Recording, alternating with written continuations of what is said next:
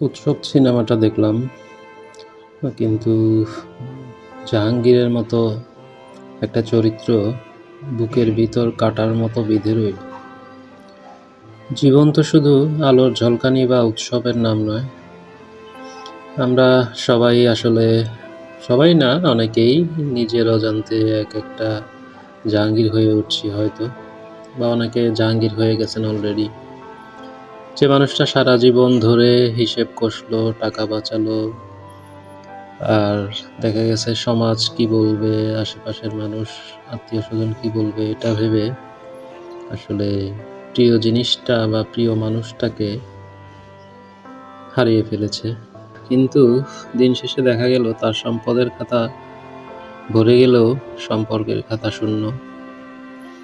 এই নিঃসঙ্গতা এত ভারী, এত অসহায় যে মৃত্যুও হয়তো এর চেয়ে কম কষ্টকর। একাকিত্ব শুধু একা থাকা নয়, একাকিত্ব হলো হাজার মানুষের ভিড়েও একজন নির্দিষ্ট মানুষের অভাব অনুভব করা, যার কাছে গিয়ে আপনি নিঃশর্তে বলতে পারতেন, আপনি বা আমি ভালো নেই। এই একাকিত্ব কোনো অভিশাপ নয়, এটি একটি কঠিন বাস্তবতা, যেখানে আপনি আপনার গল্পের নায়ক, কিন্তু আপনার কোনো দর্শক নেই। আপনার দুঃখ কষ্টগুলো শোনার মতো কেউ নেই। ধন্যবাদ, ভালো থাকবেন। ভালো লাগলে শেয়ার করবেন। আসসালামু আলাইকুম।